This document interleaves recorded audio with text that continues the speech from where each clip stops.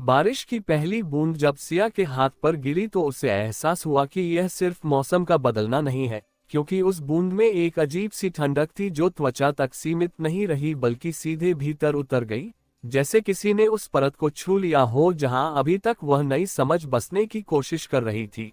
और उसी क्षण शहर की आवाजें धीमी पड़ने लगीं, गाड़ियों के हॉर्न, लोगों की बातचीत, दूर कहीं चलती मशीनों की गूंज, सब कुछ जैसे पीछे हट गया और उनके स्थान पर एक धीमी गहरी धड़कन उभर आई जो जमीन के नीचे से आ रही थी। और यही धड़कन उसे यह बता रही थी कि जो डिस्टर्बेंस अभी अभी उभरा था वह अब सतह पर आने की तैयारी कर चुका है। उसने ऊपर देखा, आसमान काला नहीं था लेकिन उसमें एक घना फैलाव था, जैसे बादलों के बीच कुछ और भी मौजूद हो जो दिखाई नहीं देता पर अपना असर छोड़ रहा है। और उसी के साथ सड़क के किनारे लगी डिजिटल स्क्रीन एक एक करके फ्लिकर करने लगी, लेकिन इस बार वे रैंडम ग्लिच नहीं दिखा रही थी बल्कि एक ही तरह की लय में ब्लिंक कर रही थी, जैसे कोई एक ही मैसेज पूरे शहर में एक साथ भेजा जा रहा हो। ऑपरेशंस रूम में अनन्या की आवाज अचानक तेज हो गई। उसने कहा कि रिजेक्टेड स्ट्रीम्स जो अभी तक डोमिनेंट थी वे अचानक क्लस्टर बनाकर एक्टिव हो गई हैं और उनका बिहेवियर स्ट्रक्चर्ड नहीं बल्कि अग्रेसिव है, जैसे वे किसी एग्जिस्टिंग फ्रेमवर्क को तोड़ने की कोशिश कर रही हो। और यही उन्हें अनप्रेडिक्टेबल बना रहा है क्योंकि अब वे किसी रूल को फॉलो नहीं कर रही हैं।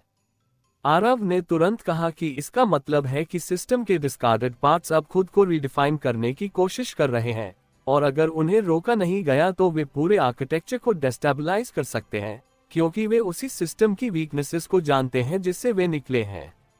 सिया ने धीरे से कहा कि उन्हें रोका नहीं जा सकता, क्योंकि जो चीज सिस्टम से बाहर निकली है वह उसी का हिस्सा है, और अगर उसे दबाया गया तो वह और उग्र हो जाएगी। और उसकी आवाज में वही ठंडा संतुलन था जो हर बार उसे स्थिति के केंद्र तक ले जाता था।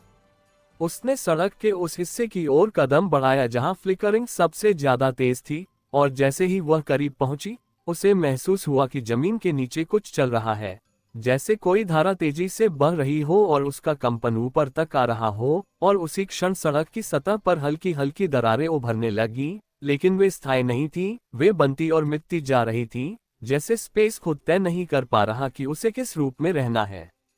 अचानक एक तेज क्रैक की आवाज आई, लेकिन ये सिर्फ आवाज नहीं थी, ये शिफ्ट था। सड़क का एक हिस्सा नीचे की ओर धंस गया और उसके भीतर एक डार्क लेयर दिखाई दी, लेकिन यह अंधेरा खाली नहीं था, यह मोशन से भरा था, जैसे उसमें कई चीजें एक साथ मूव कर रही हो। अनन्या ने तुरंत कहा कि यह वही रिजेक्टेड क्लस्टर है और यह सरफेस तक ब्रीच कर चुका है, और इसका मतलब है कि अब ये केवल हिडन थ्रेट नहीं रहा बल्कि विजिबल हो चुका है।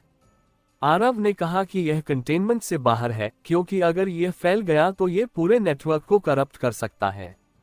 सिया ने बिना हेजिटेशन के उस धंसी हुई जगह के पास कदम रखा और नीचे झांका। उसने देखा कि वह डार्क लेयर स्थिर नहीं है, वह कॉन्स्टेंटली बदल रही है, जैसे उसमें कोई निश्चित शेप नहीं है, और उसी के भीतर छोटे छोटे फ्लैशेस उभर रहे थे, जैसे कोई इनकम्प्लीट पैटर्न्स जो खुद को जोड़ने की कोशिश कर रहे हों।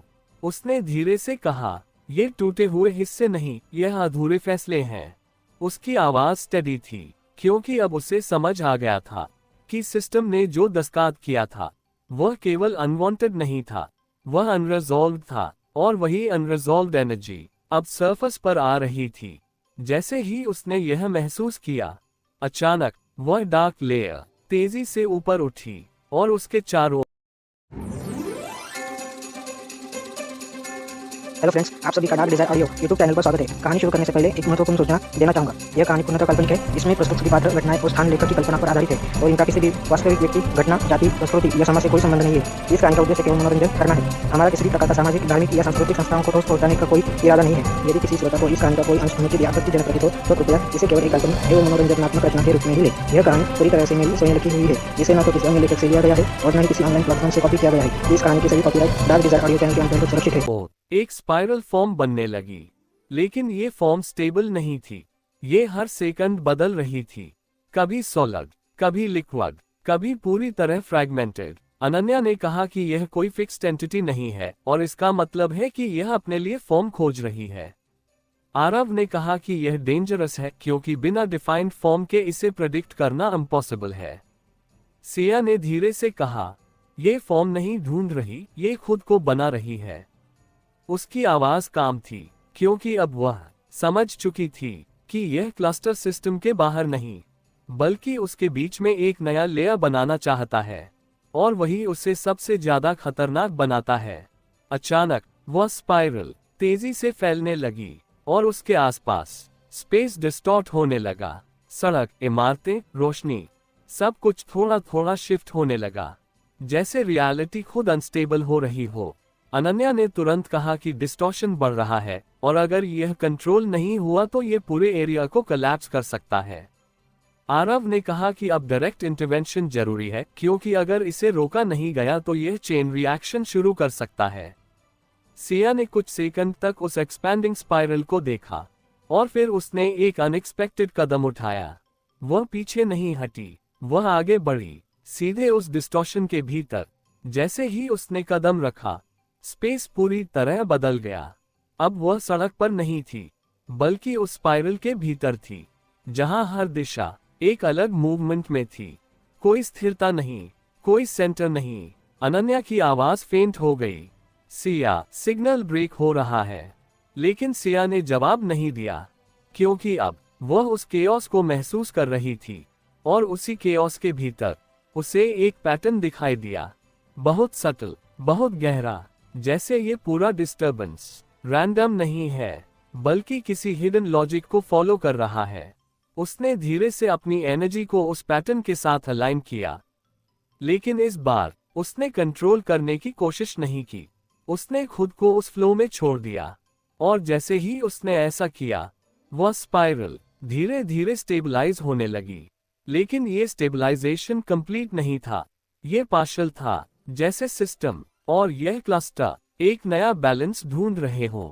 लेकिन तभी एक नया ट्विस्ट आया। उस स्पाइरल के भीतर एक शेप बनने लगी, लेकिन ये शेप सिया जैसी थी, एग्जैक्ट नहीं, लेकिन सिमिलर, जैसे कोई उसकी रिफ्लेक्शन हो, लेकिन डिस्टॉर्टेड। अनन्या ने फेंट आवाज में कहा, ये मिमिक्री है। आरव ने कहा, नहीं, यह उससे सीख रहा है।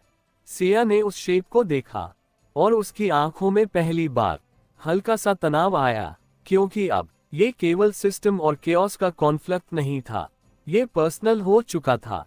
क्योंकि वह शेप उसकी तरह मूव कर रही थी, उसकी तरह रिएक्ट कर रही थी, लेकिन एक फर्क था, उसमें हेजिटेशन नहीं था, और यही उसे सबसे ज्यादा खतरनाक बना रहा था। सिया ने धीरे से कहा, अगर यह मेरी तरह बन रहा है तो यह मेरी गलतियों से नहीं सीखेगा। उसकी आवाज अब पहले से ज्यादा शार्प थी, क्योंकि अब उसे समझ आ गया था कि यह लड़ाई कंट्रोल की नहीं, आइडेंटिटी की है। और इसी क्षण वह डिस्टॉर्टेड रिफ्लेक्शन सीधे उसकी ओर बढ़ा, और स्पेस फिर से बदलने लगा। लेकिन इस बार यह बदलाव उसके कंट्रोल में नहीं था, बल्कि उस नई एंटिटी के इरादे से तय हो रहा था। किसी अनजान जगह पर खड़े होकर खुद का दूसरा रूप सामने देखना केवल डर पैदा नहीं करता, वह भीतर की उन परतों को भी खोल देता है जिनके बारे में इंसान खुद भी पूरी तरह आश्वस्त नहीं होता। और सिया ने जैसे ही उस डिस्टॉर्टेड रिफ्लेक्शन को अपनी ओर बढ़ते देखा, उसे पहली बार यह एहसास हुआ कि यह सिर्फ इमिटेशन नहीं है, बल्कि एक ऐसा रूप है जो उसके हर निर्णय, हर हेजिटेशन और हर अधूरे विकल्प को एक साथ लेकर बना है। और यही उसे खतरनाक बनाता है, क्योंकि वह केवल उसकी तरह दिखता नहीं, बल्कि उसकी हर संभावना को जी सकता है। और वही संभावना इस पूरे संघर्ष को एक बिल्कुल अलग स्तर पर ले जा रही थी। उसके चारों ओर का स्पाइरल अब पहले जैसा कैओटिक नहीं रहा था, बल्कि उसमें एक फोकस्ड मूवमेंट आ गई थी, जैसे हर लेयर अब उसी रिफ्लेक्शन की ओर अलाइन हो रही हो। और यही अलाइनमेंट ये दिखा रही थी कि यह एंटिटी अब केवल बनने की प्रक्रिया में नहीं, बल्कि खुद को स्थापित करने की दिशा में आगे बढ़ चुकी है।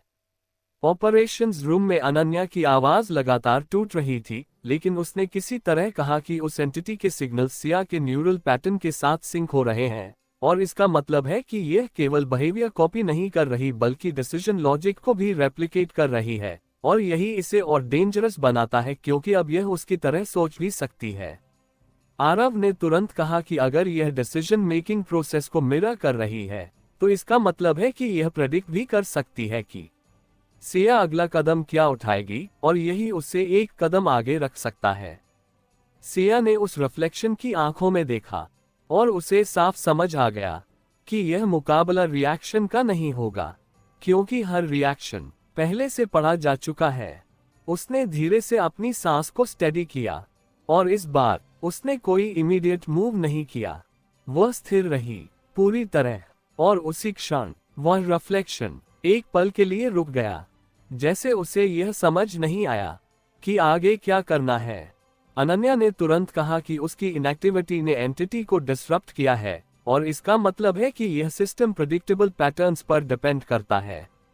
आरव ने कहा कि यह उसकी वीकनेस हो सकती है, क्योंकि अगर इनपुट अनडिफाइंड हो तो आउटपुट भी अनडिफाइंड हो जाता है। सिया ने धीरे से कहा, यह कमजोरी नहीं, लिमिटेशन है। उसकी आवाज स्टेडी थी, क्योंकि अब वह समझ चुकी थी कि यह एंटिटी केवल पॉसिबिलिटीज को एग्जीक्यूट कर सकती है, लेकिन क्रिएट नहीं कर सकती, और यही उसका फर्क था। लेकिन तभी रिफ्लेक्शन ने अचानक अपना बिहेवियर बदल दिया। इस बार वह उसकी तरह रिएक्ट नहीं कर रहा था, वह रैंडम मूव करने लगा, तेज, अनियमित, जैसे उसने पैटर्न को तोड़ दिया हो। अनन्या ने तुरंत कहा कि यह अडैप्टिव शिफ्ट है और इसका मतलब है कि एंटिटी ने अपनी लिमिटेशन को पहचान लिया है और उसे ओवरकम करने की कोशिश कर रही है। आरव ने कहा कि यह डेंजरस एस्केलेशन है, क्योंकि अब यह अनप्रेडिक्टेबल हो गया है। सिया ने उस मूवमेंट को ध्यान से देखा और फिर धीरे से कहा, ये रैंडम नहीं, ये फोर्स्ड रैंडमनेस है। उसकी आवाज काम थी, क्योंकि अब उसे समझ आ गया था कि यह एंटिटी खुद रैंडमनेस जनरेट नहीं कर रही, बल्कि उसे सिम्युलेट कर रही है, और यही उसे अलग बनाता है। अचानक वह रिफ्लेक्शन तेजी से उसके करीब आया और उसी क्षण स्पेस कोलैप्स होने लगा, जैसे दोनों के बीच का अंतर खत्म हो रहा हो। सिया ने महसूस किया कि अगर वह इसे सीधा फेस करती है तो यह उसे अब्सॉर्ब कर सकता है, और यही वह मोमेंट था जहां उसे डिसीजन लेना था। लेकिन इस बार उसने फाइट नहीं चुनी, उसने रिट्रीट भी नहीं चुना, उसने शिफ्ट चुना। अचानक उसने अपनी पोजीशन बदली, लेकिन फिजिकल नहीं, कंसेप्चुअल। उसने खुद को उस लेयर से अलग कर लिया जहां ये इंटरैक्शन हो रहा था, और उसी क्षण वह रिफ्लेक्शन उस जगह पर रह गया जहां वह पहले थी। अनन्या ने तुरंत कहा कि उसका सिग्नल अचानक दूसरे लेयर में शिफ्ट हो गया है, और इसका मतलब है कि उसने इंटरैक्शन प्लेन बदल दिया है। आरव ने कहा कि यह रिस्की मूव है, क्योंकि अब वह अननोन टेरिटरी में है। लेकिन सिया ने धीरे से कहा, अननोन ही सेफ है जब नोन एक्सप्लॉइट हो चुका हो। उसकी आवाज स्टेडी थी, क्योंकि अब वह समझ चुकी थी कि इस एंटिटी के खिलाफ वही मूव काम करेगा जो उसके फ्रेमवर्क के बाहर हो। नई लेयर पूरी तरह अलग थी। ये स्टेबल नहीं थी, लेकिन क्योटिक भी नहीं। ये फ्रैगमेंटेड थी, जैसे कई इनकम्प्लीट स्पेसेस एक साथ मौजूद हो, और हर स्पेस एक अलग पॉसिबिलिटी हो। अनन्या ने कहा कि यह रेजिडुअल लेयर हो सकती है जहां डिस्कार्डेड और इनकम्प्लीट एलिमेंट्स मौजूद होते हैं। आरव ने कहा कि यह डेंजरस है, क्योंकि यहाँ कोई फिक्स्ड रूल नहीं है। सिया ने धीरे से कहा, यही इसकी ताकत है। उसकी आवाज काम थी, क्योंकि अब उसे समझ आ गया था कि यह वही जगह है जहां से वह एंटिटी बनी है, और अगर उसे समझना है तो उसे यहीं आना होगा।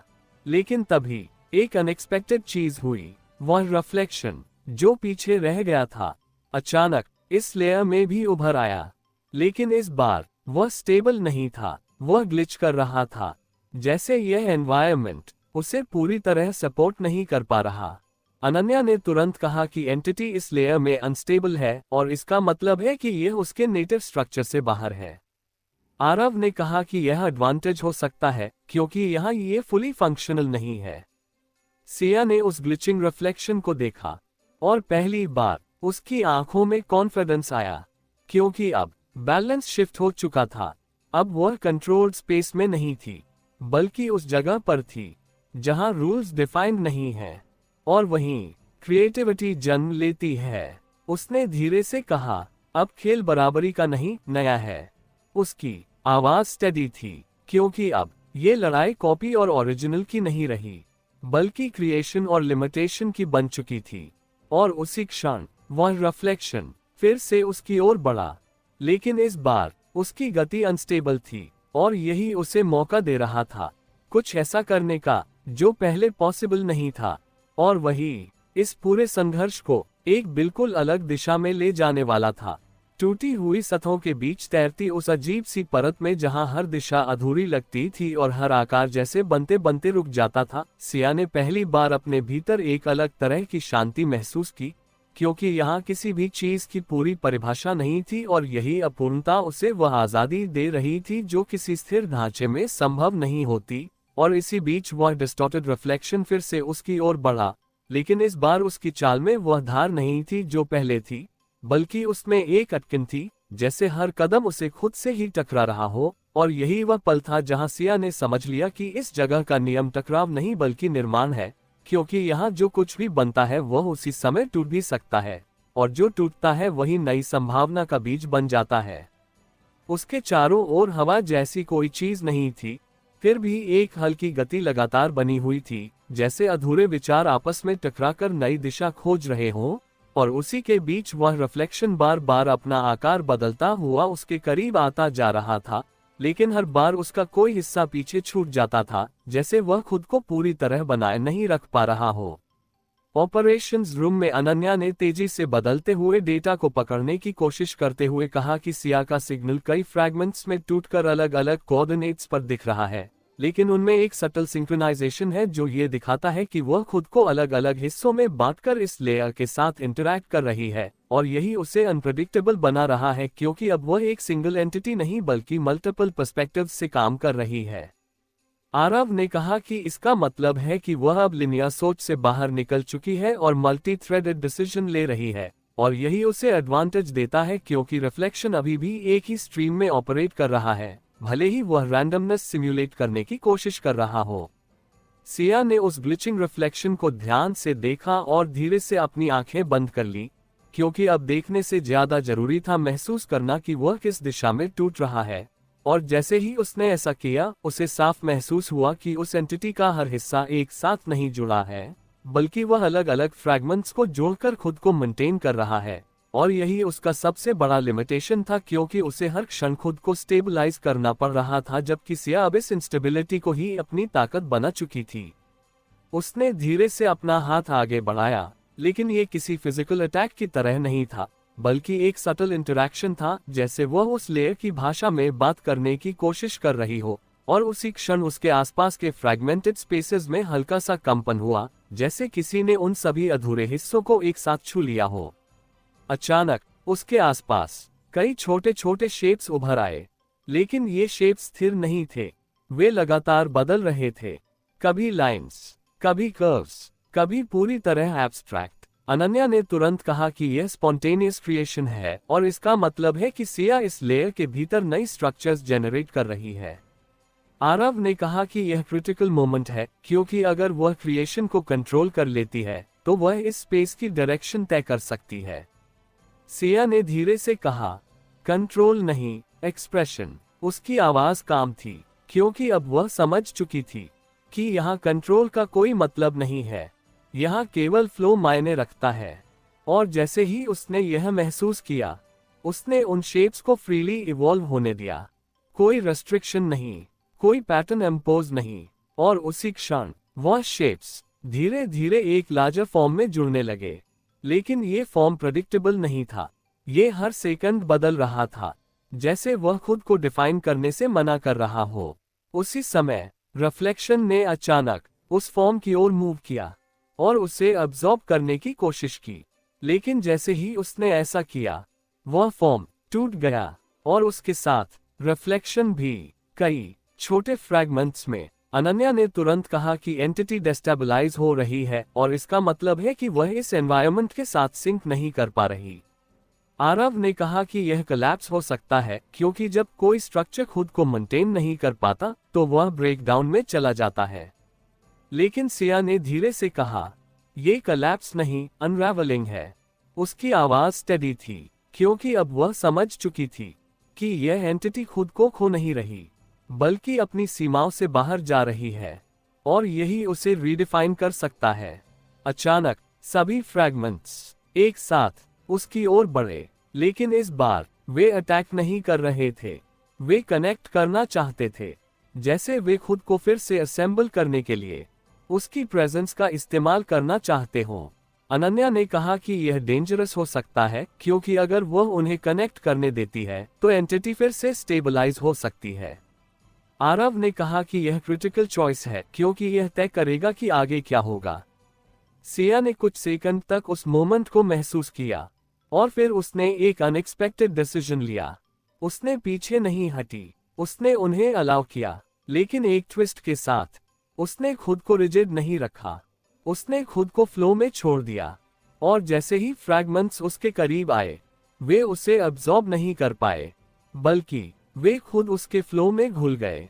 और उसी क्षण पूरे स्पेस में एक नई लय उभरी जो पहले नहीं थी। अनन्या ने तुरंत कहा कि सिग्नल्स पूरी तरह बदल गए हैं और यह पैटर्न किसी भी नोन स्ट्रक्चर से मैच नहीं करता। आरव ने कहा कि इसका मतलब है कि यह एंटिटी अब प्रीवियस फॉर्म में नहीं है। सिया ने धीरे से कहा, यह खत्म नहीं हुआ, ये बदल गया। उसकी आवाज काम थी क्योंकि अब उसने समझ लिया था कि यह लड़ाई खत्म नहीं हुई बल्कि एक नए रूप में बदल गई है। और अब ये केवल दो एंटिटीज के बीच नहीं बल्कि एक पूरे इवॉल्विंग सिस्टम के भीतर चल रही है, जहां हर इंटरैक्शन कुछ नया पैदा करता है और वही नया आगे की दिशा तय करता है। जब सब कुछ घुलकर एक नई लय में बदल गया तब सिया को पहली बार यह महसूस हुआ कि वह किसी जगह में खड़ी नहीं है बल्कि एक प्रक्रिया के भीतर है, क्योंकि अब उसके आसपास कोई स्पष्ट बाउंड्रीज नहीं थी, कोई निश्चित दिशा नहीं थी और फिर भी हर चीज एक क्रम में चल रही थी, जैसे कोई अदृश्य हाथ हर बदलाव को एक खास गति दे रहा हो। और यही उसे सबसे ज्यादा आकर्षित कर रहा था क्योंकि अब ये केवल सर्वाइवल या कंट्रोल का सवाल नहीं था बल्कि यह समझने का था कि यह पूरी प्रक्रिया किस दिशा में खुद को ले जा रही है। उसने धीरे धीरे अपनी सांसों को उस नई लय के साथ अलाइन किया और जैसे ही उसने ऐसा किया उसे महसूस हुआ कि वह उस फ्लो का हिस्सा बन चुकी है, लेकिन उसमें खोई नहीं है बल्कि उसे भीतर से देख पा रही है। और यही उसे एक यूनिक पोजीशन दे रहा था जहां से वह केवल रिएक्ट नहीं बल्कि इन्फ्लुएंस कर सकती थी बिना किसी फोर्स के। ऑपरेशंस रूम में अनन्या ने लगातार बदलते हुए सिग्नल्स को देखते हुए कहा कि अब जो पैटर्न उभरा है वह किसी भी नोन आर्किटेक्चर में फिट नहीं होता क्योंकि इसमें कोई फिक्स्ड स्ट्रक्चर नहीं है और फिर भी ये पूरी तरह कोऑर्डिनेटेड है। और यही इसे सबसे ज्यादा कॉम्प्लेक्स बनाता है क्योंकि यह सिस्टम अब किसी प्रीडिफाइंड लॉजिक पर नहीं बल्कि सेल्फ जेनरेटेड रूल्स पर काम कर रहा है। आरव ने कहा कि इसका मतलब है कि यह सिस्टम अब खुद अपने रूल्स बना रहा है और उन्हें तुरंत बदल भी सकता है, और यही इसे ऑलमोस्ट इम्पॉसिबल बना देता है प्रेडिक्ट करने के लिए क्योंकि अब हर मोमेंट एक नया रूल सेट हो सकता है। सिया ने धीरे से कहा कि जब रूल्स खुद बनते हैं तो उन्हें तोड़ने का सवाल ही नहीं रहता क्योंकि वे खुद ही बदल जाते हैं। और उसकी आवाज में वही शांत गहराई थी जो इस पूरे ट्रांसफॉर्मेशन को समझ रही थी। उसने अपने आसपास महसूस किया कि वह एनर्जी जो पहले क्योटिक थी अब एक कंटिन्यूअस फ्लो में बदल चुकी है, लेकिन ये फ्लो लिनियर नहीं था बल्कि उसमें कई करंट्स थे जो एक दूसरे के साथ इंटरैक्ट कर रहे थे और यही इंटरैक्शन इस पूरे सिस्टम को अलाइव बना रहा था। उसी समय अचानक उस फ्लो के भीतर एक शार्प डिसरप्शन उभरा, लेकिन यह एक्सटर्नल नहीं था, यह उसी फ्लो के भीतर से आया था, जैसे किसी ने उस स्मूथ मूवमेंट के बीच एक हार्ड एज डाल दिया हो। अनन्या ने तुरंत कहा कि यह अनॉमली बाकी फ्लो से अलग है और इसका मतलब है कि सिस्टम के भीतर फिर से डाइवर्जेंस हो रहा है। आरव ने कहा कि यह नया कॉन्फ्लिक्ट हो सकता है क्योंकि जब कोई सिस्टम इतना डायनामिक होता है तो इंटरनल इनकंसिस्टेंसीज अनअवॉइडेबल होती हैं। सिया ने उस डिसरप्शन को ध्यान से महसूस किया और फिर धीरे से कहा, यह इनकंसिस्टेंसी नहीं, रेजिस्टेंस है। उसकी आवाज स्टेडी थी क्योंकि अब उसे समझ आ गया था कि यह नया एलिमेंट उस फ्लो का हिस्सा नहीं बनना चाहता बल्कि उसे चैलेंज कर रहा है, और यही उसे सबसे ज्यादा इंटरेस्टिंग बना रहा था। वह धीरे धीरे उस डिसरप्शन की ओर बढ़ी और जैसे जैसे वह करीब आए उसे महसूस हुआ कि वह एनर्जी बाकी फ्लो से अलग है। वह रिजिड थी, डिफाइंड थी, जैसे वह खुद को चेंज होने से रोक रही हो। अनन्या ने कहा कि यह एलिमेंट स्टैटिक बिहेवियर दिखा रहा है और इसका मतलब है कि यह अडैप्टिव नहीं है। आरव ने कहा कि यह सिस्टम के लिए थ्रेट हो सकता है क्योंकि रिजिडिटी डायनामिक सिस्टम्स को डिसरप्ट कर सकती है।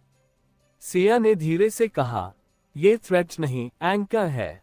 उसकी आवाज काम थी, क्योंकि अब वह समझ चुकी थी कि हर फ्लो को एक रेजिस्टेंस की जरूरत होती है ताकि वह खुद को डिफाइन कर सके, और यही रेजिस्टेंस इस पूरे सिस्टम को डायरेक्शन दे सकता है। लेकिन तभी एक अनएक्सपेक्टेड बदलाव हुआ। वह रिजिड एलिमेंट अचानक एक्सपैंड होने लगा और उसके आसपास फ्लो डिस्टॉर्ट होने लगा, जैसे वह अपने आसपास की मूवमेंट को अब्सॉर्ब कर रहा हो। अनन्या ने तुरंत कहा कि यह अग्रेसिव बिहेवियर है और इसका मतलब है कि यह एलिमेंट खुद को डोमिनेंट बनाने की कोशिश कर रहा है। आरव ने कहा कि यह डेंजरस है क्योंकि अगर रिजिडिटी डोमिनेट कर गई तो पूरा सिस्टम फ्रीज हो सकता है। सिया ने उस एक्सपैंडिंग रिजिडिटी को देखा और पहली बार उसके चेहरे पर हल्का सा तनाव आया, क्योंकि अब ये केवल बैलेंस का सवाल नहीं था, ये सर्वाइवल का सवाल था। उसने तुरंत अपनी एनर्जी को उस फ्लो के साथ अलाइन किया, लेकिन इस बार उसने उसे फ्रीली फ्लो करने नहीं दिया। उसने उसे डायरेक्ट किया और उसी क्षण फ्लो की डायरेक्शन बदल गई। अब वह रिजिड एलिमेंट की ओर नहीं, बल्कि उसके आसपास घूमने लगा, जैसे वह उसे आइसोलेट कर रहा हो। अनन्या ने तुरंत कहा कि यह कंटेनमेंट है और इसका मतलब है कि वह रिजिडिटी को सिस्टम से अलग कर रही है। आरव ने कहा कि यह रिस्की है क्योंकि आइसोलेशन कभी कभी इंस्टेबिलिटी बढ़ा देता है। लेकिन सिया ने धीरे से कहा, यह आइसोलेट नहीं कर रहा, ये रीडिफाइन कर रहा है। उसकी आवाज स्टेडी थी, क्योंकि अब वह समझ चुकी थी कि रिजिडिटी को हटाना सल्यूशन नहीं है, उसे एक नए कॉन्टेक्स्ट में डालना जरूरी है, जहां वह डिस्ट्रक्टिव नहीं बल्कि कंस्ट्रक्टिव बन सके। लेकिन तभी वह रिजिड एलिमेंट अचानक उसकी ओर शिफ्ट हुआ और उसी क्षण पूरे फ्लो की डायरेक्शन बदल गई। अब सब कुछ उसकी ओर कन्वर्ज हो रहा था। अनन्या ने तुरंत कहा कि वह टारगेट बन चुकी है और इसका मतलब है कि सिस्टम अब उसे सेंट्रल पॉइंट के रूप में ट्रीट कर रहा है। आरव ने कहा कि यह डेंजरस है क्योंकि अगर सब कुछ एक पॉइंट पर कन्वर्ज हो गया तो कोलैप्स हो सकता है। सिया ने उस कन्वर्जेंस को महसूस किया और फिर धीरे से कहा, अगर सब कुछ यहां आ रहा है तो यही नया सेंटर है। उसकी आवाज काम थी, क्योंकि अब उसने समझ लिया था कि यह सिस्टम किसी फिक्स्ड सेंटर के साथ नहीं चलता, वह सेंटर खुद क्रिएट करता है, और वही सेंटर अब वह बन चुकी है। और उसी क्षण उसने अपनी पोजीशन नहीं बदली, वह वहीं खड़ी रही, लेकिन उसके भीतर कुछ बदल गया, जैसे उसने उस कन्वर्जेंस को एक्सेप्ट कर लिया हो। और जैसे ही उसने ऐसा किया, वह रिजिड एलिमेंट धीरे धीरे स्टेबलाइज होने लगा और पूरा फ्लो एक नई स्ट्रक्चर में ढलने लगा, जो पहले से अलग था। और यही उस पूरे प्रोसेस का अगला चरण बनने वाला था, जहां सिस्टम पहली बार एक कॉन्शियस डायरेक्शन में मूव करने लगा।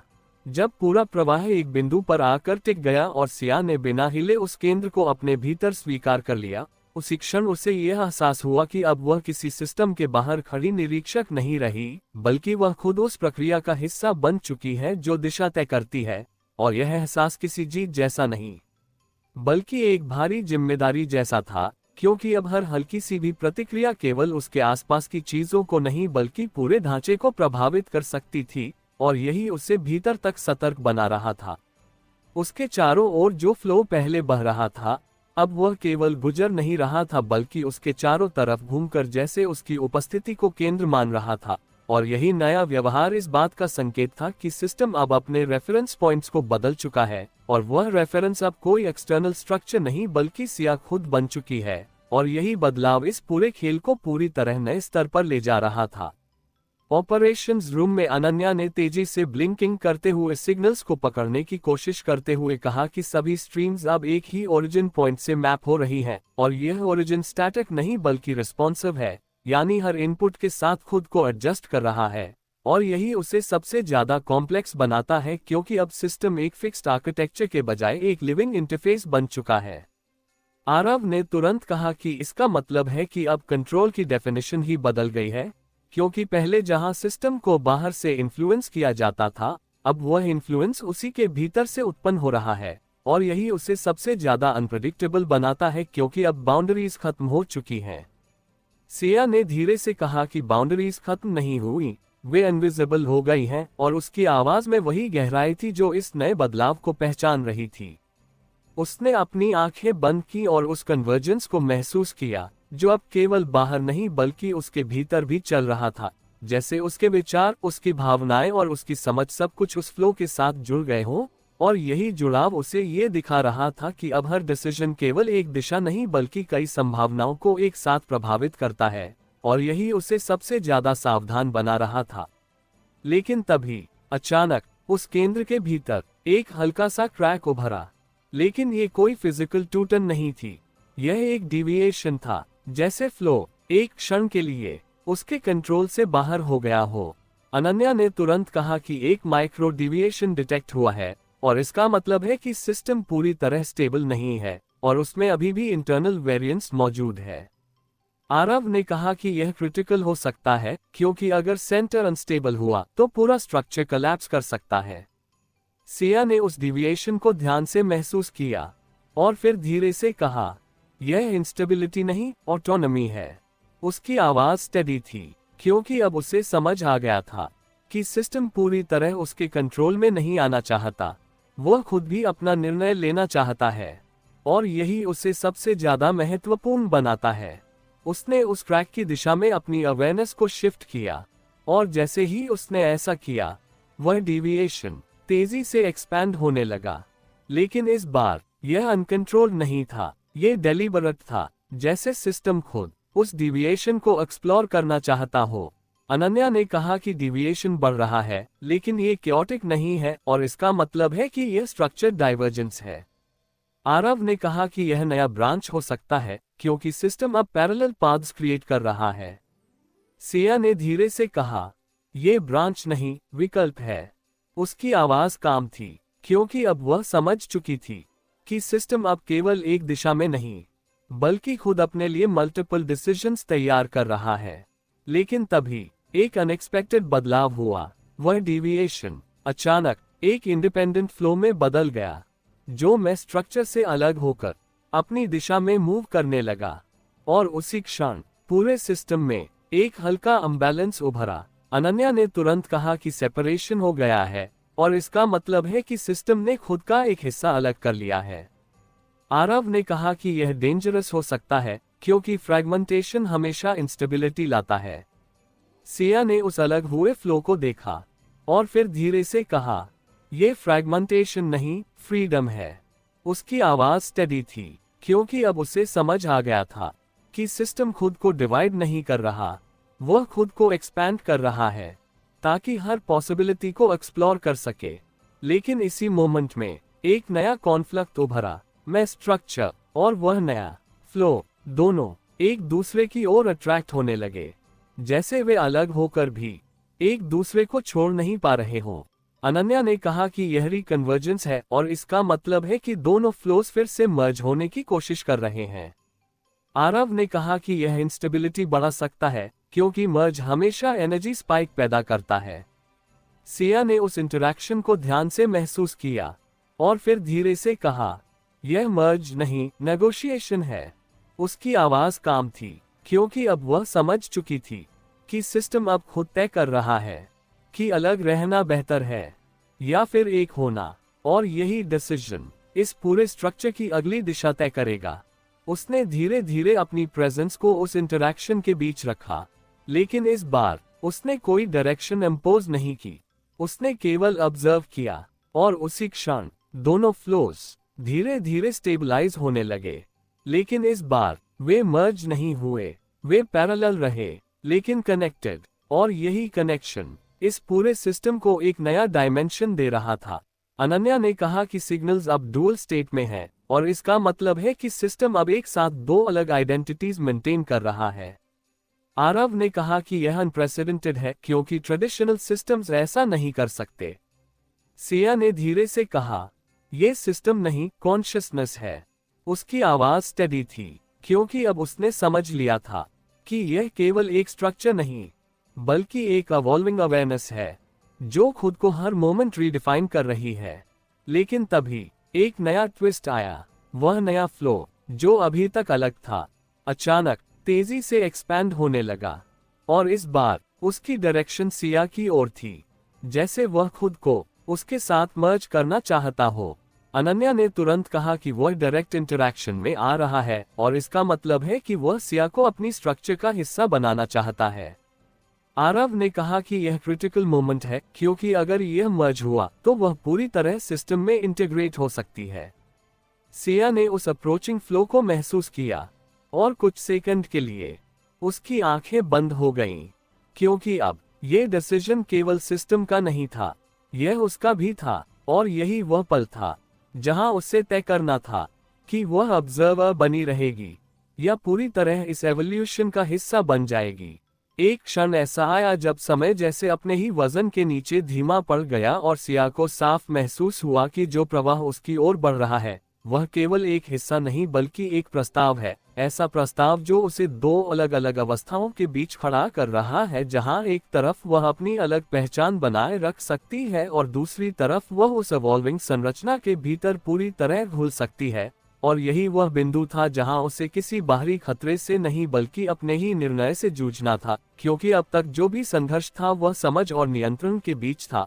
लेकिन अब सवाल ये था कि क्या वह उस चीज का हिस्सा बने जिसे वह अब तक केवल समझने की कोशिश कर रही थी, या वह उस दूरी को बनाए रखे जो उसे देखने और बदलने की क्षमता देती है। और यही द्वंद्व उसे भीतर तक खींच रहा था, क्योंकि दोनों रास्तों में एक तरह की अधूरी सच्चाई थी।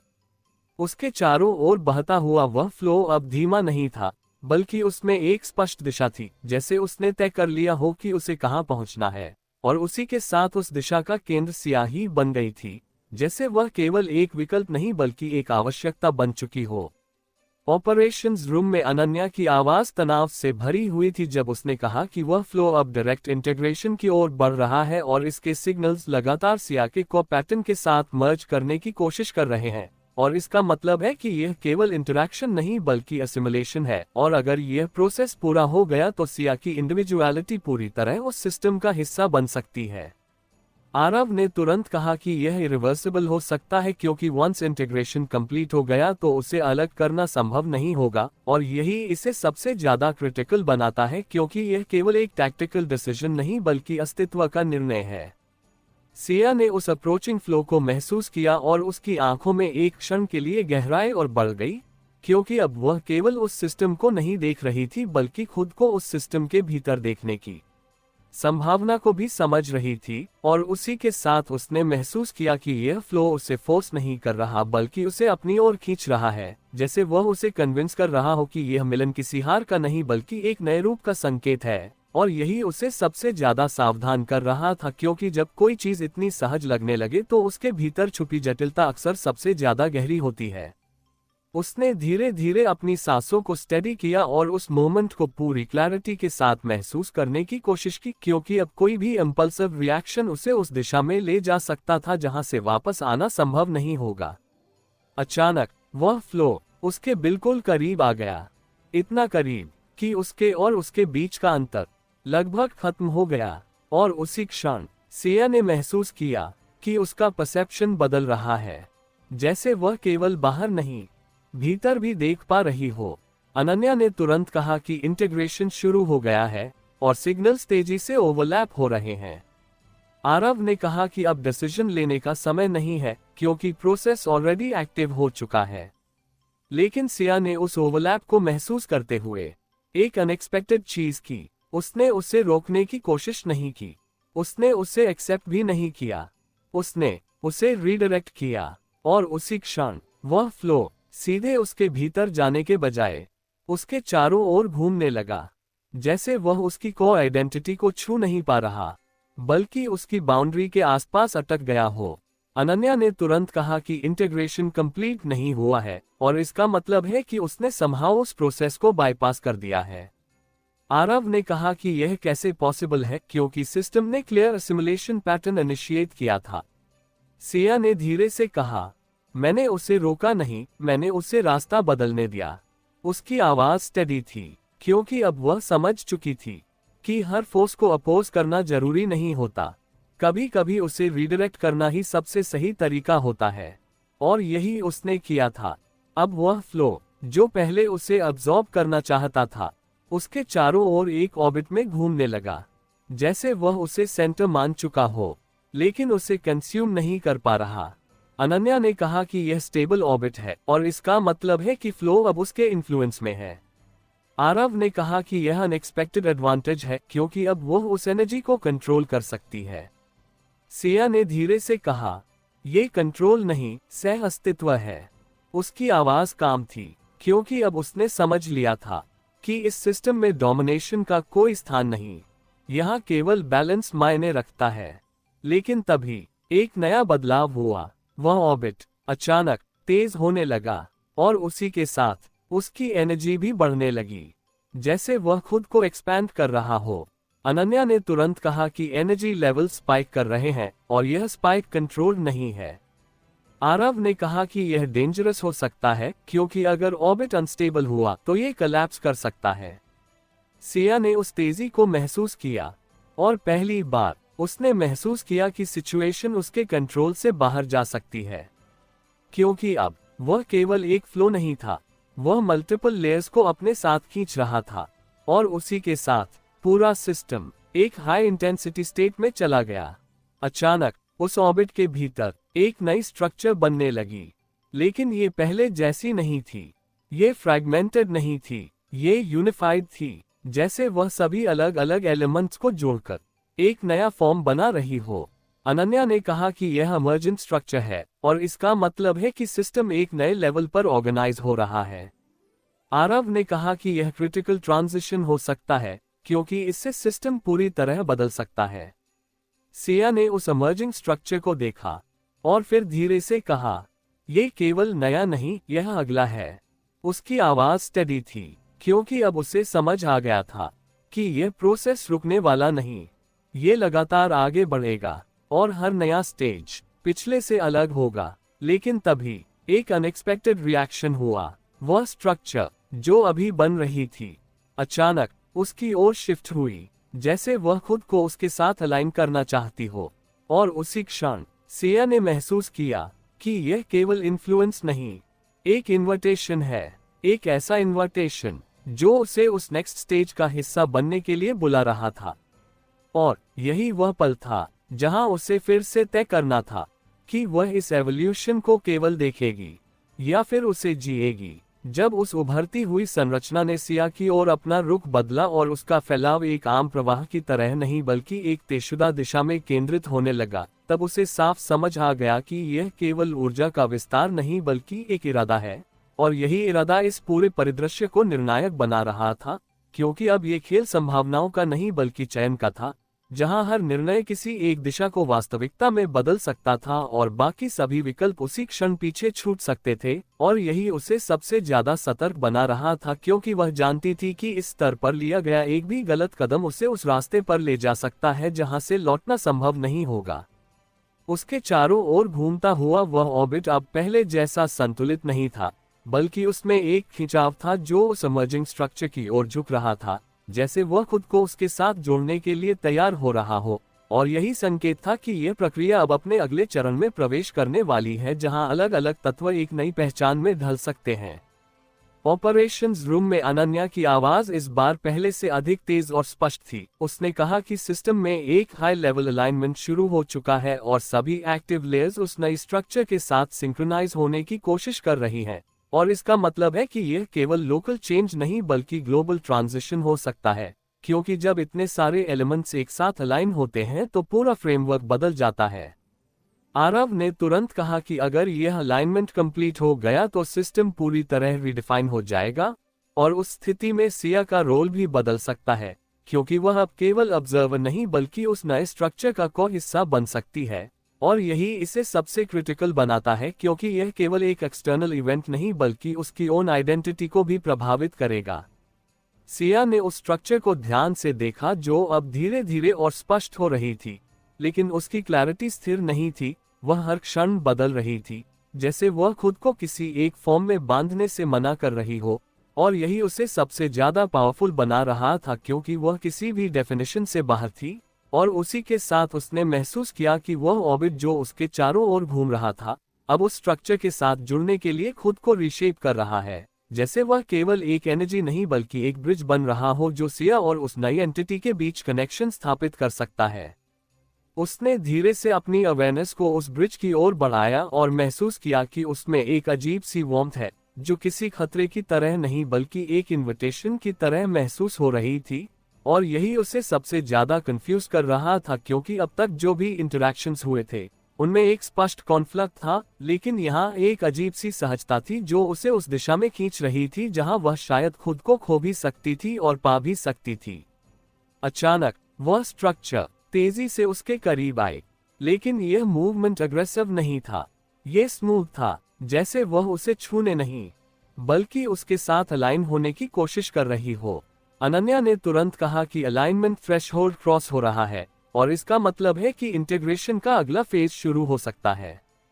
आरव ने कहा कि यह इरिवर्सिबल पॉइंट हो सकता है क्योंकि इसके बाद सिस्टम उसे अलग एंटिटी की तरह ट्रीट नहीं करेगा। सिया ने उस मोमेंट को महसूस किया और फिर उसने एक अनएक्सपेक्टेड डिसीजन लिया।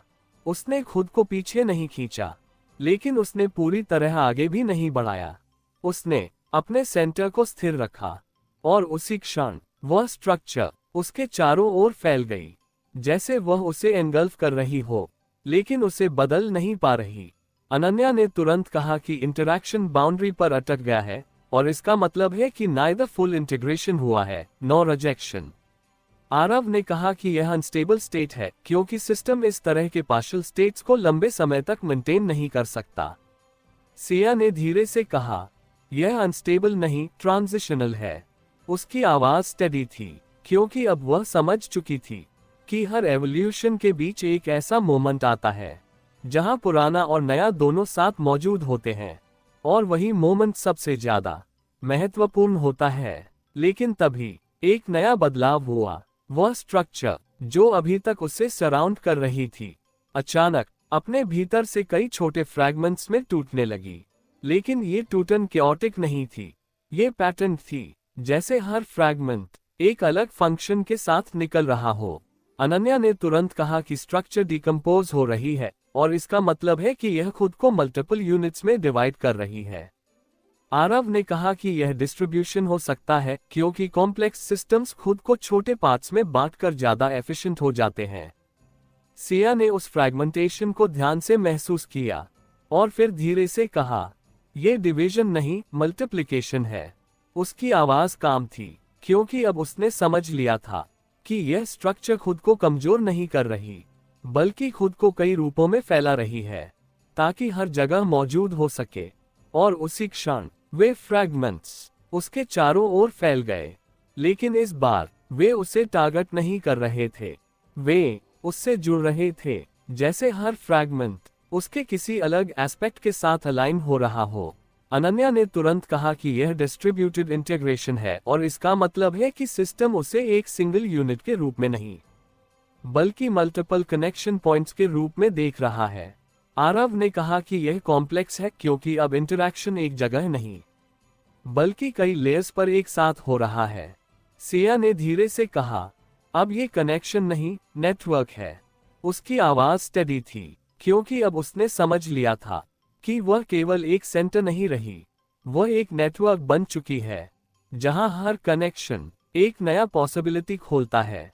लेकिन तभी एक अनएक्सपेक्टेड ट्विस्ट आया। उन फ्रैगमेंट्स में से एक अचानक उसके कंट्रोल से बाहर हो गया और उसी क्षण वह फ्रैगमेंट तेजी से एक्सपैंड होने लगा, जैसे उसने खुद को अलग आइडेंटिटी दे दी हो।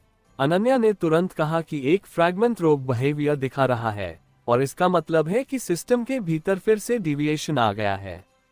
आरव ने कहा कि यह डेंजरस हो सकता है क्योंकि अगर एक फ्रैगमेंट अनकंट्रोल्ड हो गया तो वह पूरे नेटवर्क को डिस्टेबलाइज कर सकता है। सिया ने उस रोग फ्रैगमेंट को देखा और फिर धीरे से कहा, यह एरर नहीं, चॉइस है। उसकी आवाज काम थी क्योंकि अब वह समझ चुकी थी कि यह सिस्टम अब इतना इवॉल्व हो चुका है कि उसके हिस्से भी अपने निर्णय ले सकते हैं, और यही इस पूरे एवोल्यूशन को और भी कॉम्प्लेक्स बनाने वाला था। और उसी क्षण वह रोग फ्रैगमेंट सीधे उसकी ओर बढ़ा, लेकिन इस बार उसका मूवमेंट बाकी से अलग था। उसमें एक स्पष्ट इरादा था जो पहले कभी नहीं दिखा था, और वही अब इस पूरे संघर्ष का नया केंद्र बनने वाला था। जैसे ही वह अलग हुआ टुकड़ा, जो अब तक केवल एक विचलन लग रहा था, अपने भीतर एक स्पष्ट इरादा लेकर सिया की ओर बढ़ा, उसी क्षण पूरे वातावरण की लय बदल गई और वह संतुलन जो अभी कुछ देर पहले तक कई स्तरों पर एक साथ बना हुआ था, हल्का सा खिसक गया, जैसे किसी ने उस पूरी संरचना के भीतर एक नया केंद्र बना दिया हो जो पुराने केंद्र से टकराने के लिए तैयार था। और यही टकराव अब केवल ऊर्जा का नहीं बल्कि दिशा का होने वाला था, क्योंकि यह फ्रैगमेंट बाकी सभी से अलग था। उसमें केवल अस्तित्व की चाह नहीं थी बल्कि प्रभुत्व की एक साफ झलक थी, जैसे वह खुद को केवल जोड़ना नहीं बल्कि बाकी सबको अपने अनुसार ढालना चाहता हो, और यही उसे बाकी से ज्यादा खतरनाक बना रहा था। सिया ने उस फ्रैगमेंट को आते हुए महसूस किया और उसकी आंखों में पहली बार एक अलग तरह की सतर्कता उभरी, क्योंकि अब तक जो भी बदलाव हुए थे उनमें एक संतुलन था, एक सहमति थी, लेकिन यहाँ एक स्पष्ट असहमति थी जो खुद को साबित करना चाहती थी। ऑपरेशंस रूम में अनन्या ने तेजी से बदलते हुए सिग्नल्स को देखते हुए कहा कि उस रोग फ्रैगमेंट की फ्रीक्वेंसी बाकी नेटवर्क से पूरी तरह अलग है और वह खुद को सिंक्रोनाइज करने के बजाय बाकी सिग्नल्स को ओवरराइड करने की कोशिश कर रहा है, और इसका मतलब है कि यह एलिमेंट इंटीग्रेशन के बजाय डोमिनेंस की दिशा में जा रहा है, और यही इसे सबसे ज्यादा अनस्टेबल बनाता है क्योंकि यह पूरे बैलेंस को डिसरप्ट कर सकता है। आरव ने तुरंत कहा कि अगर यह फ्रैगमेंट अपने इन्फ्लुएंस को बढ़ाता रहा तो ये पूरे नेटवर्क के बिहेवियर को हाईजैक कर सकता है, क्योंकि अब सिस्टम डिस्ट्रीब्यूटेड है और एक भी स्ट्रॉन्ग नोड पूरे फ्लो को अफेक्ट कर सकता है। सिया ने उस फ्रैगमेंट की गति को महसूस किया और धीरे से अपनी अवेयरनेस को उसके साथ अलाइन किया, लेकिन इस बार उसने उसे रोकने या रिडायरेक्ट करने की कोशिश नहीं की, क्योंकि अब उसे समझ आ गया था कि यह कोई साधारण डिस्टर्बेंस नहीं बल्कि एक नई इंटेंशन है जिसे सीधे फोर्स से रोका नहीं जा सकता, और यही समझ उसे उस दिशा में ले जा रही थी जहां उसे इस नए थ्रेट को उसी की भाषा में समझना होगा। जैसे ही वह फ्रैगमेंट उसके करीब आया, उसके आसपास का स्पेस हल्का सा डिस्टॉर्ट होने लगा, लेकिन ये डिस्टॉर्शन पहले जैसा क्योटिक नहीं था बल्कि फोकस था, जैसे वह अपने आसपास के एनवायरनमेंट को अपने अनुसार रीशेप कर रहा हो, और यही संकेत था कि यह फ्रैगमेंट केवल रिएक्ट नहीं कर रहा बल्कि एक्टिवली क्रिएट कर रहा है। अचानक वह फ्रैगमेंट उसके बिल्कुल सामने आ गया, और उसी क्षण उसका फॉर्म बदलने लगा। अब वह एक अनडिफाइंड शेप नहीं था, वह एक क्लियर स्ट्रक्चर में ढल रहा था, लेकिन ये स्ट्रक्चर स्थिर नहीं था, ये लगातार रिफाइन हो रहा था। अनन्या ने तुरंत कहा कि यह सेल्फ डेफिनेशन प्रोसेस है, और इसका मतलब है कि फ्रैगमेंट खुद को एक स्पेसिफिक आइडेंटिटी दे रहा है। आरव ने कहा कि यह क्रिटिकल है क्योंकि वंस आइडेंटिटी डिफाइंड हो गई तो उसका बिहेवियर प्रेडिक्टेबल हो सकता है, लेकिन साथ ही वह ज्यादा पावरफुल भी हो सकता है।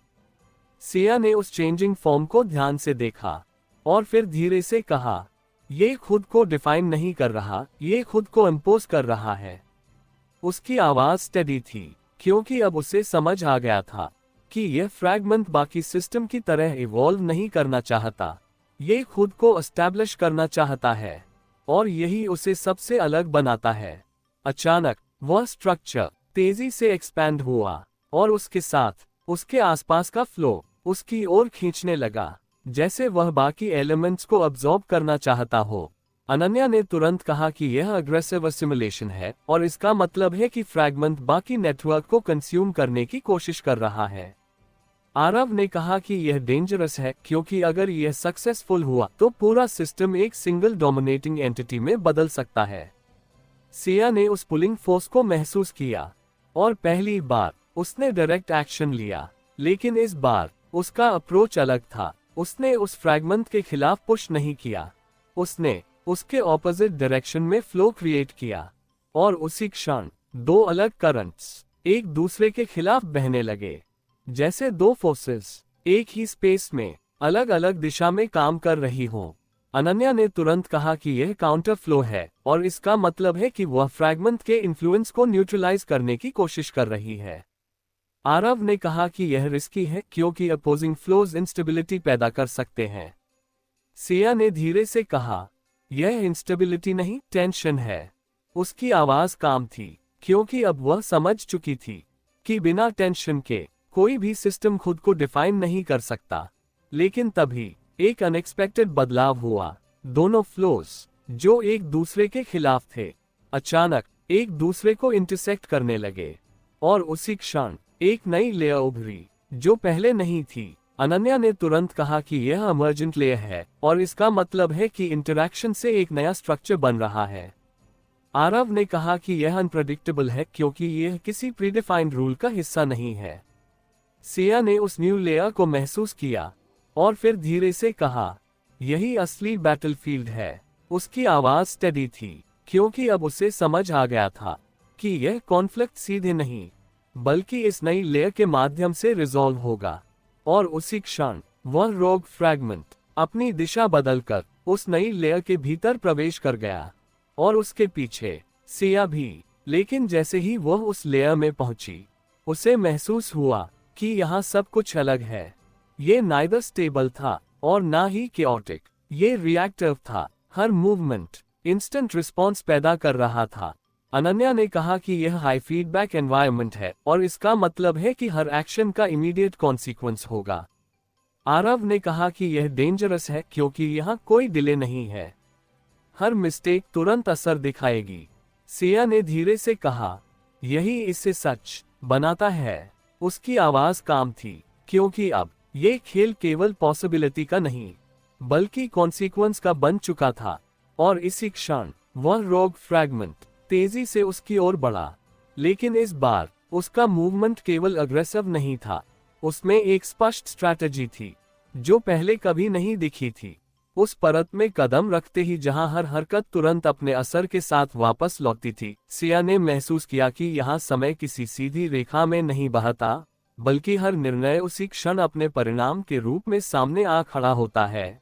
और यही उसे सबसे ज्यादा सच बनाता है क्योंकि यहाँ कोई इंतजार नहीं, कोई अनुमान नहीं, केवल वही होता है जो किया जाता है। और उसी के साथ उसे साफ दिखने लगा कि वह रोग फ्रैगमेंट अब केवल एक उग्र शक्ति नहीं रहा बल्कि उसने इस नई जगह के नियमों को समझकर उन्हें अपने पक्ष में मोड़ना शुरू कर दिया है। और यही उसे पहले से कहीं ज्यादा खतरनाक बना रहा था क्योंकि अब वह केवल टकरा नहीं रहा था बल्कि सोचकर चल रहा था, जैसे हर कदम पहले से तय हो और हर प्रतिक्रिया को पहले ही गणना कर लिया गया हो। उसके चारों ओर मौजूद वह हाई फीडबैक एनवायरनमेंट अब एक जीवित तंत्र की तरह व्यवहार कर रहा था जहां हर सूक्ष्म बदलाव तुरंत फैलकर पूरे ढांचे को प्रभावित कर रहा था। और यही कारण था कि अब कोई भी छोटा कदम भी बड़ा असर डाल सकता था। ऑपरेशंस रूम में अनन्या की आवाज तेज और स्पष्ट थी। उसने कहा कि उस लेयर के सिग्नल्स पूरी तरह इंस्टेंटेनियस हो गए हैं और हर इंटरैक्शन तुरंत एक चेन रिएक्शन पैदा कर रहा है। और इसका मतलब है कि यहाँ डिले नाम की कोई चीज नहीं है। जो भी हो रहा है वह उसी क्षण पूरे सिस्टम में फैल रहा है और यही इसे सबसे ज्यादा सेंसिटिव बना रहा है।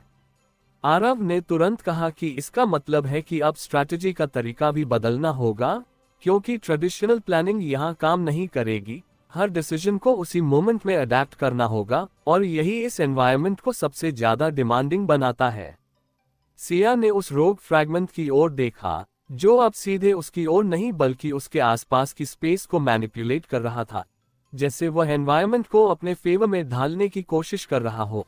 और उसी के साथ उसने महसूस किया कि हर बार जब वह कोई सटल मूवमेंट करता है तो स्पेस तुरंत उसे एम्पलीफाई कर देता है। और यही उसकी स्ट्रैटेजी का मूल था। वह सीधे अटैक नहीं कर रहा था बल्कि एनवायरनमेंट को ही वेपन बना रहा था और यही उसे पहले से ज्यादा सोफिस्टिकेटेड बना रहा था। सिया ने धीरे से अपनी अवेयरनेस को फैलाया और उस पूरे एनवायरनमेंट की लय को महसूस करने लगी क्योंकि अब उसे समझ आ गया था कि इस जगह में जीतने का मतलब ओपोनेंट को हराना नहीं बल्कि उस फीडबैक लूप को समझना है जो हर एक्शन को कई गुना बढ़ाकर वापस भेजता है। अचानक वह फ्रैगमेंट एक तेज मूव में उसके बिल्कुल पास आया, लेकिन इस बार उसने उसे छुआ नहीं। उसने उसके आसपास की स्पेस को डिस्टॉर्ट किया और उसी क्षण सिया ने महसूस किया कि उसके हर मूवमेंट का असर कई गुना बढ़कर वापस आ रहा है। अनन्या ने तुरंत कहा कि यह एम्प्लीफिकेशन इफेक्ट है और इसका मतलब है कि वह उसके एक्शंस को मल्टीप्लाई करके उसे ओवरवेल्म करने की कोशिश कर रहा है। आरव ने कहा कि यह डेंजरस है क्योंकि अगर एम्प्लीफिकेशन अनकंट्रोल्ड हो गया तो यह सिस्टम को ओवरलोड कर सकता है। सिया ने उस इफेक्ट को महसूस किया और फिर धीरे से कहा, यह मल्टीप्लिकेशन नहीं, रिफ्लेक्शन है। उसकी आवाज स्टेडी थी क्योंकि अब वह समझ चुकी थी कि यह एनवायरनमेंट केवल बढ़ाता नहीं ये वापस लौटाता है और वही उसकी असली ताकत है। उसने तुरंत अपना अप्रोच बदला। इस बार उसने कोई बड़ा मूवमेंट नहीं किया। उसने सबसे सटल एक्शन लिया, एक हल्का सा शिफ्ट, और उसी क्षण उसका इफेक्ट भी उतना ही सटल रहा। अनन्या ने तुरंत कहा कि एम्प्लीफिकेशन रिड्यूस हो गया है और इसका मतलब है कि वह फीडबैक लूप को कंट्रोल कर रही है। आरव ने कहा कि यह स्मार्ट मूव है क्योंकि अब वह एनवायरनमेंट को उसके खिलाफ इस्तेमाल नहीं होने दे रही। लेकिन तभी एक अनएक्सपेक्टेड बदलाव हुआ। वह फ्रैगमेंट अचानक रुक गया और उसी क्षण पूरे एनवायरनमेंट में एक स्ट्रेंज साइलेंस फैल गई, जैसे सब कुछ एक क्षण के लिए होल्ड पर आ गया हो। अनन्या ने कहा कि सिग्नल्स फ्रीज हो गए हैं और इसका मतलब है कि फ्रैगमेंट ने सिस्टम को पॉज कर दिया है। आरव ने कहा कि यह डेंजरस हो सकता है क्योंकि पॉज हमेशा किसी बड़े एक्शन से पहले आता है। सिया ने उस साइलेंस को महसूस किया और फिर धीरे से कहा, यह पॉज नहीं, कैलकुलेशन है। उसकी आवाज काम थी क्योंकि अब उसे समझ आ गया था कि यह फ्रैगमेंट अब अगला कदम तय कर रहा है और वही सब कुछ बदल सकता है। अचानक वह साइलेंस टूट गया और उसी क्षण फ्रैगमेंट तेजी से एक्सपैंड हुआ। लेकिन इस बार वह केवल खुद नहीं बढ़ रहा था, वह पूरे एनवायरनमेंट को अपने साथ खींच रहा था, जैसे वह इस लेयर को पूरी तरह अब्सॉर्ब करना चाहता हो। अनन्या ने तुरंत कहा कि यह टोटल असिमुलेशन अटेम्प्ट है और इसका मतलब है कि वह पूरे सिस्टम को अपने कंट्रोल में लेना चाहता है। आरव ने कहा कि यह क्रिटिकल है क्योंकि अगर यह सक्सेसफुल हुआ तो ये लेयर कंप्लीटली बदल जाएगी।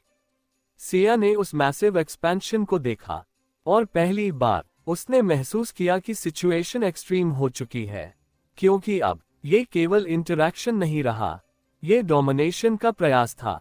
उसने तुरंत अपनी एनर्जी को उस एक्सपेंशन के ऑपोजिट डायरेक्शन में फैलाया।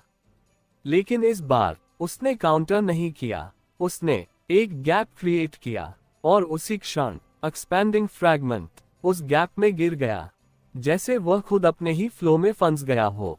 अनन्या ने तुरंत कहा कि उसने उसे आइसोलेट कर दिया है और इसका मतलब है कि फ्रैगमेंट अपने ही एक्सपेंशन में ट्रैप हो गया है।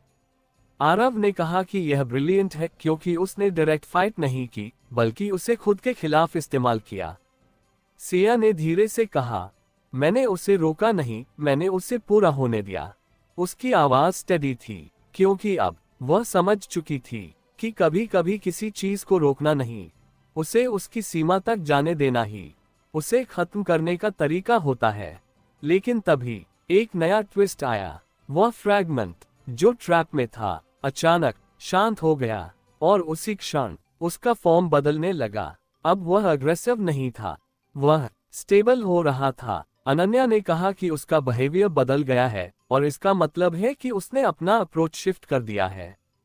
आरव ने कहा कि यह डेंजरस हो सकता है क्योंकि अब वह अडेप्ट कर चुका है। सिया ने उस चेंज को महसूस किया और फिर धीरे से कहा, अब ये लड़ नहीं रहा, ये सीख रहा है। उसकी आवाज काम थी क्योंकि अब ये कॉन्फ्लिक्ट एक नए स्टेज में प्रवेश कर चुका था, जहां हर एक्शन केवल टकराव नहीं बल्कि एवोल्यूशन बन चुका था। जिस क्षण वह उग्र टुकड़ा अचानक शांत होकर अपने ही भीतर स्थिर होने लगा, उसी क्षण सिया को यह एहसास हुआ कि अब तक जो संघर्ष सामने दिखाई दे रहा था वह असल में केवल सतह पर था, क्योंकि असली बदलाव अब उस गहराई में शुरू हो रहा था जहां कोई भी चीज सीधे टकराकर नहीं बल्कि खुद को बदलकर प्रतिक्रिया देती है। और यही वह मोड़ था जहां हर कदम पहले से ज्यादा संवेदनशील हो गया था, क्योंकि अब विरोध करने से ज्यादा जरूरी था समझना कि सामने वाला क्या सीख चुका है, और वही सीख अब इस पूरे खेल की दिशा तय करने वाली थी। उसके आसपास का हाई फीडबैक एनवायरनमेंट अब पहले जैसा तीखा नहीं रहा था, बल्कि उसमें एक नई स्थिरता आ रही थी, जैसे उसने खुद भी उस परिवर्तन को स्वीकार कर लिया हो जो अभी अभी हुआ था। और इसी के साथ सिया ने महसूस किया कि यह केवल फ्रैगमेंट का बदलाव नहीं बल्कि पूरे सिस्टम का एडजस्टमेंट है, जैसे उसने उस उग्र ऊर्जा को अब्सॉर्ब करके उसे एक नए संतुलन में ढाल दिया हो। ऑपरेशंस रूम में अनन्या ने गहरी सांस लेते हुए कहा कि उस रोग फ्रैगमेंट के सिग्नल्स अब पूरी तरह बदल चुके हैं और वह पहले की तरह ओवरराइड करने की कोशिश नहीं कर रहा, बल्कि बाकी नेटवर्क के साथ सिंक्रोनाइज होने लगा है। और इसका मतलब है कि उसने अपने अग्रेसिव बिहेवियर को छोड़कर एक अडैप्टिव मोड अपना लिया है, और यही उसे पहले से कहीं ज्यादा कॉम्प्लेक्स बना देता है, क्योंकि अब वह केवल डिसरप्ट नहीं करेगा बल्कि भीतर से बदलने की कोशिश करेगा। आरव ने तुरंत कहा कि यह और भी डेंजरस हो सकता है, क्योंकि जब कोई थ्रेट ओपनली अटैक करता है तो उसे पहचानना आसान होता है, लेकिन जब वही थ्रेट सिस्टम के भीतर घुलकर काम करने लगे तो उसे डिटेक्ट करना मुश्किल हो जाता है, और यही उसे अनप्रेडिक्टेबल बनाता है।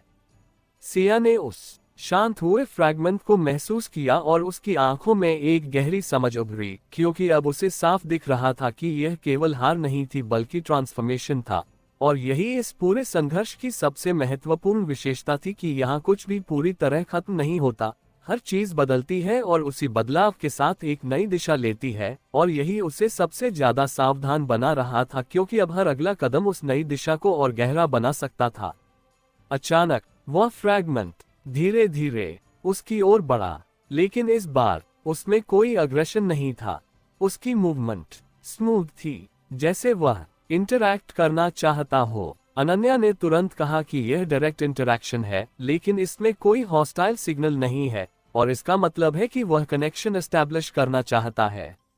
आरव ने कहा कि यह रिस्की हो सकता है, क्योंकि यह ट्रस्ट गेन करने की कोशिश भी हो सकती है। सिया ने उस अप्रोचिंग प्रेजेंस को ध्यान से देखा, और फिर धीरे से कहा, यह ट्रस्ट नहीं, अंडरस्टैंडिंग चाहता है। उसकी आवाज स्टेडी थी, क्योंकि अब वह समझ चुकी थी कि यह फ्रैगमेंट अब खुद को बचाने के लिए नहीं, बल्कि खुद को समझने के लिए इंटरैक्ट कर रहा है, और यही उसे सबसे ज्यादा अलग बनाता है। जैसे ही वह फ्रैगमेंट उसके करीब आया, उसने उसे छुआ नहीं, बल्कि उसके आसपास की स्पेस को हल्के से अलाइन किया, और उसी क्षण सिया ने महसूस किया कि उसके भीतर कुछ बदल रहा है, जैसे उसकी परसेप्शन और गहरी हो रही हो। अनन्या ने तुरंत कहा कि सिग्नल्स अब एक्सटर्नल नहीं बल्कि इंटरनल हो गए हैं, और इसका मतलब है कि इंटरैक्शन सरफेस पर नहीं बल्कि डीपर लेयर में हो रहा है। आरव ने कहा कि यह क्रिटिकल है, क्योंकि अब यह इन्फ्लुएंस डायरेक्ट उसके को तक पहुंच सकता है। सिया ने उस चेंज को महसूस किया, और फिर धीरे से कहा, यह इन्फ्लुएंस नहीं, एक्सचेंज है। उसकी आवाज काम थी, क्योंकि अब ये इंटरैक्शन एक तरफा नहीं रहा, ये दो तरफा हो चुका था। लेकिन तभी एक अनएक्सपेक्टेड बदलाव हुआ। वह स्टेबल एनवायरनमेंट, जो अभी तक बैलेंस्ड था, अचानक हल्का सा डिस्टॉर्ट होने लगा। लेकिन ये डिस्टॉर्शन क्योटिक नहीं था, ये सेलेक्टिव था। कुछ एरियाज स्टेबल रहे और कुछ तेजी से बदलने लगे। अनन्या ने तुरंत कहा कि सिस्टम में सेलेक्टिव इंस्टेबिलिटी आ गई है, और इसका मतलब है कि कुछ लेयर्स अलग बिहेवियर दिखा रही हैं। आरव ने कहा कि यह इंटरनल कॉन्फ्लिक्ट हो सकता है, क्योंकि सिस्टम का हर हिस्सा इस नए चेंज को एक्सेप्ट नहीं कर रहा। सिया ने उस सेलेक्टिव डिस्टॉर्शन को महसूस किया, और फिर धीरे से कहा, यह कॉन्फ्लिक्ट नहीं, डिसएग्रीमेंट है।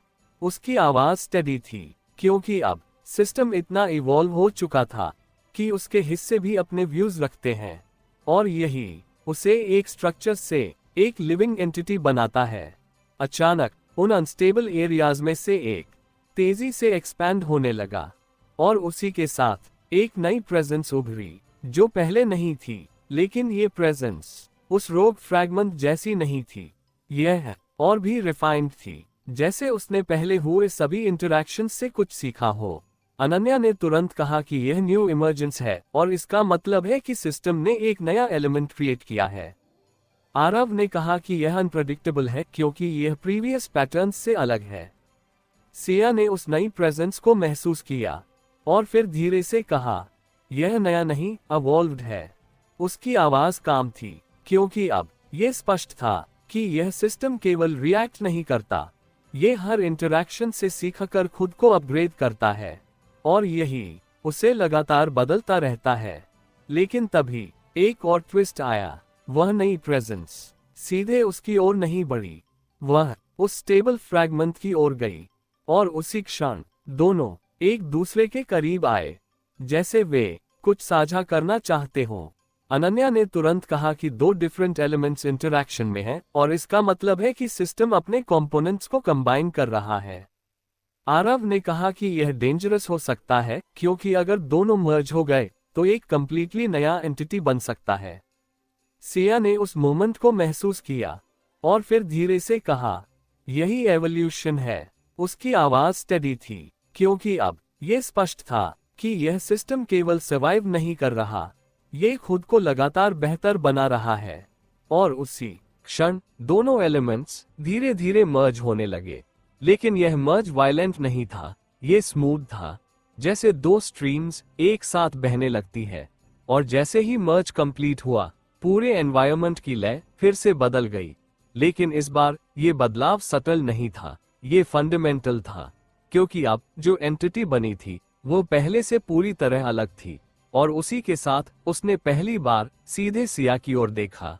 और यही इस पूरे सफर का अगला चरण बनने वाला था, जहां अब सिर्फ सिस्टम नहीं बल्कि एक कॉन्शियस ओपोनेंट उसके सामने खड़ा था। तो दोस्तों, यह था आज का एपिसोड। आशा करता हूँ कि आपको हमारी कहानी पसंद आई होगी। यदि आपको हमारी यह कहानी अच्छी लग रही है और आप आगे के नए एपिसोड सुनना चाहते हैं तो हमारे चैनल को सब्सक्राइब करें और बेल आइकन दबाकर ऑल विकल्प पर क्लिक करें, ताकि आपको हमारे नए अपलोड किए गए एपिसोड की नोटिफिकेशन मिलती रहे। इस वीडियो को लाइक करना न भूलें और इसे अपने परिवार और दोस्तों के साथ जरूर शेयर करें। धन्यवाद।